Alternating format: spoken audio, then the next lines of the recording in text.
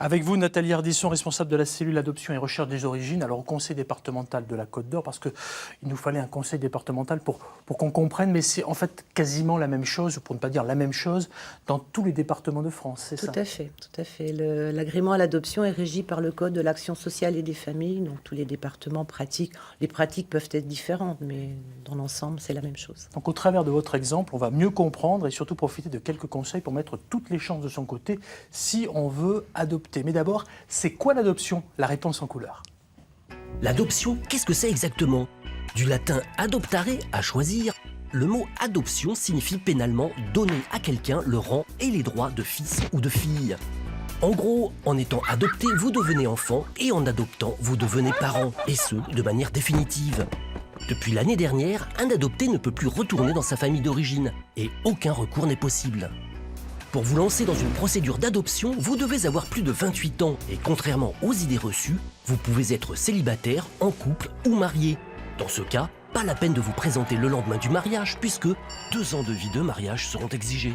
Ensuite, un véritable parcours du combattant commence.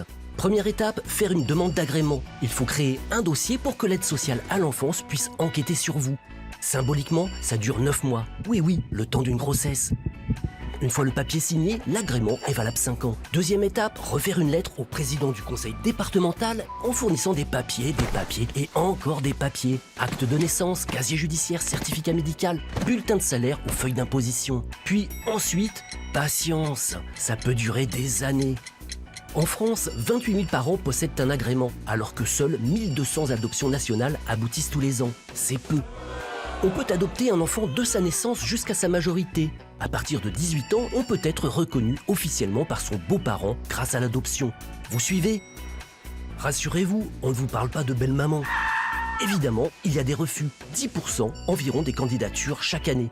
Dans ces cas-là, on respire et on recommence. Oui, parce qu'on peut recommencer. Nathalie Ardisson, une réaction sur ce que vous venez de voir? Tout à fait, on peut recommencer. Lorsqu'il y a un refus, il faut laisser une période de 30 mois avant de pouvoir déposer une nouvelle demande d'agrément. Ça se passe comment concrètement une demande d'adoption?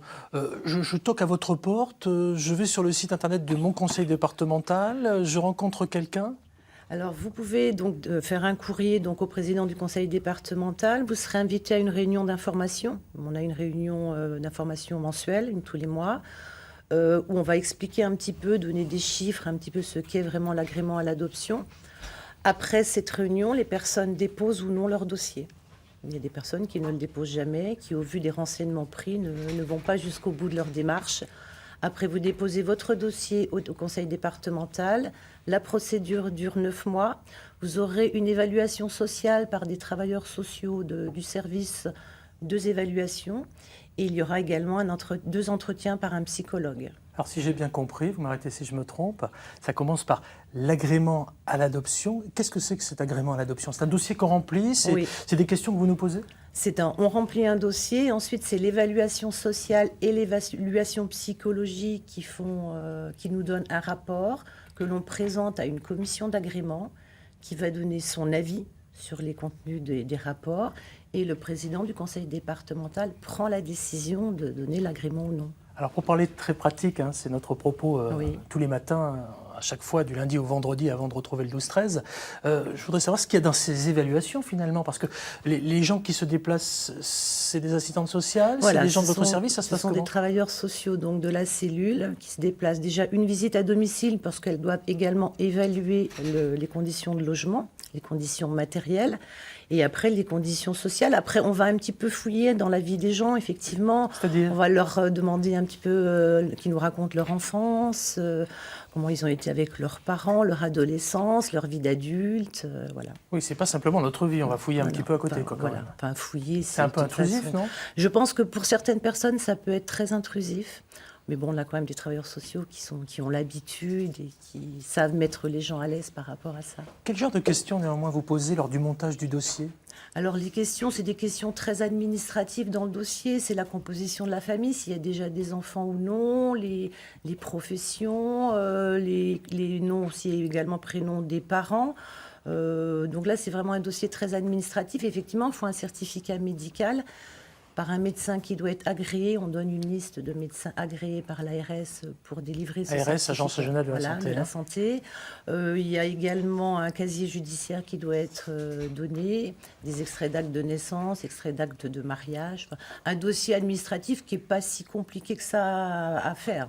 Mais qui a l'air quand même un petit peu, alors peut-être pas compliqué, mais qui est un peu longué. On voit pas mal de feuilles qui s'entassent là Non, sur les images. les dossiers administratifs, je les vois arriver, ce sont des petits dossiers, il n'y a pas énormément de choses à fournir. Il y a des documents administratifs, les extraits d'actes de naissance, de mariage, effectivement les bulletins de salaire. On n'est pas obligé d'avoir les feuilles d'imposition, on ne les demande pas forcément.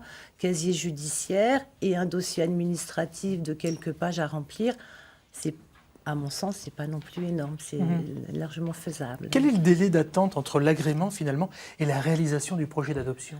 C'est difficile à dire, ça dépend aussi des projets des personnes. On a des personnes qui sont ouvertes à l'international sur des profils d'enfants. C'est-à-dire ouvertes à l'international. C'est-à-dire que je dis concrètement, je veux ou je peux adopter quelqu'un qui n'est pas européen, qui ceci, qui cela. On peut adopter au niveau national en France et on peut également adopter en allant vers les organismes autorisés à l'adoption sur l'international.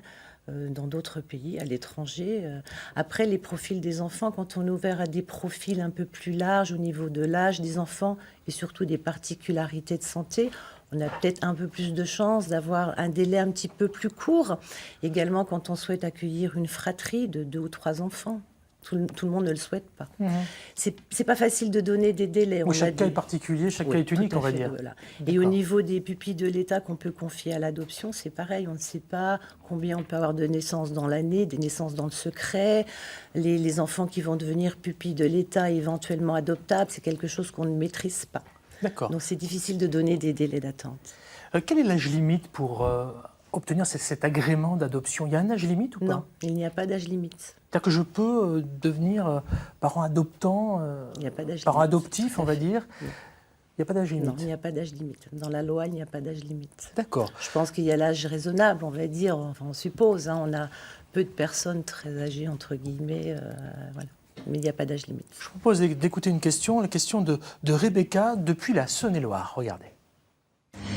Bonjour, c'est Rebecca de Chalon-sur-Saône. Je voulais savoir si les enfants adoptés avaient les mêmes droits que les enfants biologiques en matière de succession. Alors, dans le cadre d'une succession, quels sont les droits des enfants adoptés, Nathalie Ardisson? Alors, dans le cas, il y a 2 types d'adoption. Il y a l'adoption simple et l'adoption plénière. L'adoption simple, la filiation n'est pas rompue avec les parents de naissance, les parents biologiques. Donc, l'enfant peut hériter de ses parents biologiques et de ses parents adoptifs. Simplement, selon les situations, il peut y avoir des frais de mutation de succession qui peuvent être plus importants sur des adoptions simples. Ça ne concerne pas les pupilles de l'État, mais pour d'autres situations, ça peut être le cas. En cas d'une adoption plénière, la filiation est rompue. Donc là, l'enfant hérite de ses parents comme un enfant biologique. Qui tranche entre l'adoption... Oula, je vais y arriver. Entre l'adoption simple et l'adoption plénière? Alors, le conseil de famille qui va décider de l'adoption d'un enfant pupille de l'État peut choisir une adoption simple quand il s'agit souvent d'enfants grands, déjà grands, des enfants qui sont même adolescents, et où il y a quand même un lien de filiation, une histoire qui est bien connue de l'enfant. Donc, on peut aller sur une adoption simple. La plupart du temps, on est sur des adoptions plénières. Tous les enfants qui sont nés dans le secret, on est sur de l'adoption plénière. On a peu d'adoption simple. Ça dépend des situations. Quand vous dites « né dans le secret », c'est ce qu'on appelait avant les nés sous X, c'est ça? Tout à fait. D'accord, ok. Quel conseil vous donnez aux futurs adoptants?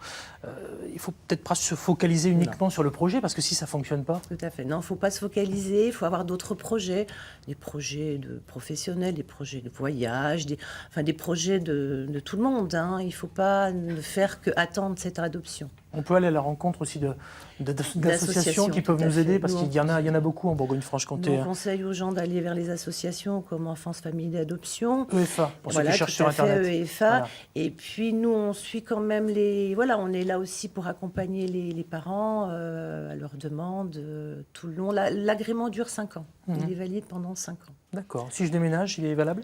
Il est toujours valable dans l'autre département. On va transférer votre dossier dans le département de votre résidence et l'agrément continue sa validité. Très bien. National. Il faut s'en remettre patience, quoi qu'il en soit. Tout à fait. Voilà, parce qu'on ne va pas donner trop de chiffres, mais moi j'en avais au moins un. Nombre d'agréments délivrés, 36, par exemple, En pour la Côte 2018. d'Or l'année dernière, Oui, c'est tout à ça. fait, oui. Nombre de candidats agréés en attente d'adoption, 103. Oui. Et Voilà. nombre d'enfants adoptés, au total 20. Sur l'année 2018, on a eu 8 pupilles de l'État qui ont été adoptés et 12 enfants qui sont venus de l'étranger, qui ont été confiés à l'adoption. Merci Nathalie Ardisson pour Merci à ces vous. précisions et rendez-vous évidemment sur le site internet du conseil départemental de votre région pour en savoir beaucoup plus forcément.